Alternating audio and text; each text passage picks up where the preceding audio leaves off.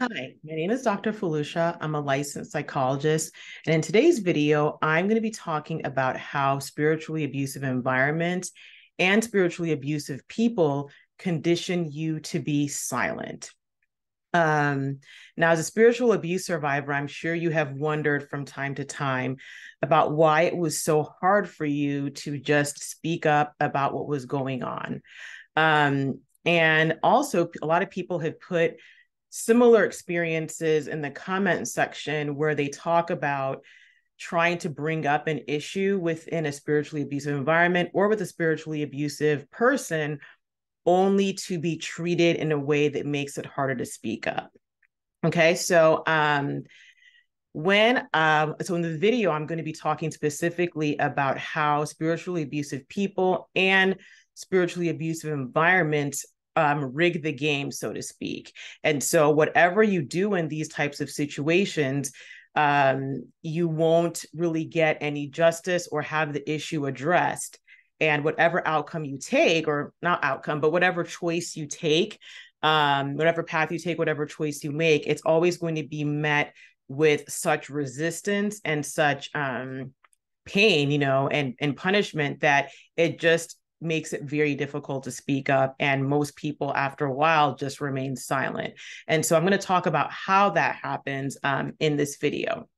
Okay, so and another thing I want to state too is that no spiritually abusive person or environment is going to announce that they're doing this or announce why they're doing this. And sometimes they may not even realize the harmful effects that this has. But regardless of their intention, it still is very painful to experience these sorts of behaviors. So the first way that a spiritually abusive environment rigs the game and keeps you silent is by accusing you of having some kind of secret sin when you bring up the issue, right? And so there's this kind of, I would say like a pop psychology myth that you probably have heard before that says that anytime you criticize somebody or anytime you do not like a certain behavior, it means that you have that same behavior or problem yourself, right?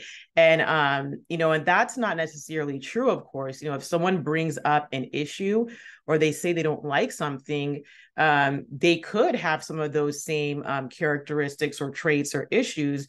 But at the same time, they could also bring it up and not have anything to do with the concern that they're bringing up. Okay, so my point in saying all of this is that just because you bring up something doesn't mean that you are guilty of the same thing. But spiritually abusive people and spiritually abusive environments often tell people this, right? And so let's say somebody says that they are dealing with a very controlling person and somebody who doesn't listen to them.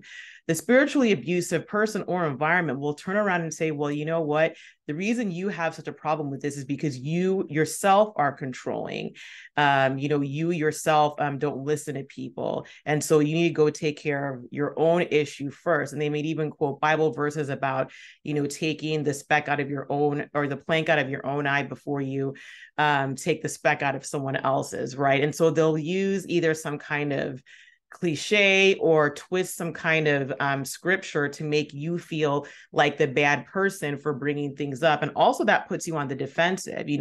It shifts the blame from whatever the true issue is to you having to prove to yourself and to that other person that like you don't have that same problem and your complaint is legitimate. Okay. By the way, if you're finding this video helpful, please take a moment to like the video, share the video, subscribe if you haven't already, and also drop a comment below. What this does is it helps get this video out to others like you who are finding this content beneficial. So if you haven't done so already, please click the like button, subscribe, comment, and share. The second way that a spiritually abusive person or a spiritually abusive environment can condition silence and rig the game, so to speak, is by blaming the person for what happened. And so they might say something like, I've heard people talk about this before. I've heard about it in the comments as well, is that let's say someone brings up an issue, that person will be labeled as a bitter person or a person who has unforgiveness in their heart. And so what they're basically saying is that because you're bringing up this issue means you haven't forgiven the person, you're bitter. And so somehow that because you are doing this, then you're, attracting these problems, or you're bringing these problems upon yourself. And so that is another tactic. And the fact of the matter is, you can forgive somebody, you cannot have any bitterness toward them, but the fact is bringing it up is still very painful, right? And I think that anybody is going to feel some type of way if they've been, harmed by somebody, right? And so having pain about it and thinking about it is a normal response, as part of the healing journey. Eventually, over time, people, if you're doing the work and you're, focused on your growth, some of I would say the intensity of the feelings may decrease, but it doesn't mean that you just forget about it and you're happy all the time. That's not true at all. And I would say that's not even really healthy, because you have to go through the process of understanding what was done to you, what you didn't like about it, so you know exactly what to forgive. But in these spiritually abusive environments, anybody who brings up something is labeled bitter, unforgiving, and throw in any other adjectives that you feel are appropriate in the comment section. But that's usually what happens. And so the person, the next time something like that might happen, they're not going to bring up the issue. Okay. And then another way that this can occur is by, sometimes spiritually abusive people or environments will announce ahead of time that nobody's perfect. They'll say that no church is perfect, no person is perfect. And so, yes, you're going to get disappointed sometimes, and that's just life.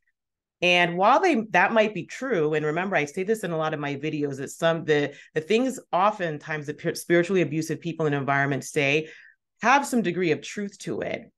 But a spiritually abusive person or an environment declaring this ahead of time is almost as if to say, if we know that we're going to mess up, right? And so when we mess up, this is how you have to diminish what happened, right? If they say, that no church is perfect, no person is perfect, all this other stuff, and they keep repeating that to people, if something comes up, then it might be harder to bring it up, because they feel like, well, nobody's perfect, maybe I should just give them a second chance. And so it's a very subtle way of kind of setting you up beforehand. And there's nothing wrong, again, with someone admitting that they're not perfect and things are going to happen.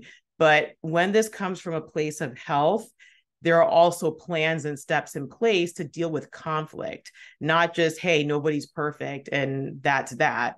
In some of my other videos, I talk about how saying that nobody or no church is perfect can be weaponized by spiritually abusive people. And one thing to keep in mind is that there is a huge range of not perfect, right? And so there are people that they're bosses that aren't perfect, right? But those not perfect bosses are also not, verbally abusing their employees and, other inappropriate behavior. And so that's important to keep in mind. And so the sum of everything that I'm saying is that spiritually abusive environments rig the game in their favor. And one way that they do this is by making sure that you stay silent. And they're not going to come out and say, be silent, don't talk about this. What they're going to do is punish people for speaking up, right? And the way that they're punished is very subtle. They may be put on the defensive. They may feel like the person who's bringing up the issue will feel defensive. They'll feel like they have to defend their own character, prove that they're not a bitter person, prove that they're not unforgiving, prove that they don't have the same issue that they are having a problem with in somebody else, right? And so when you are in the position of defending yourself, questioning your own behavior, that shifts the blame from the real problem and shifts the focus from the real problem. So it's really important to remember that. And also, as you remember that, understand and don't be, what's the word I'm looking for? Don't blame yourself excessively for things that happened, especially remaining silent. A lot of spiritual abuse survivors feel shame for not speaking up about certain things, but it's important to understand the mechanisms by which this happened. So I hope this information is helpful to you. Please comment in the comment section. What other ways do you feel like spiritually abusive people have used other tactics to rig the game in their favor, whether it's to condition silence or other things. What advice would you have for people that have been through this? I'd love to hear from you in the comment section. If you would like to book a free consultation with me, you can go to my website, skillsetcounseling.com, click on the orange button for a free consultation, and I'll also have that in the description box. I hope you have a wonderful day that's filled with peace. Bye-bye.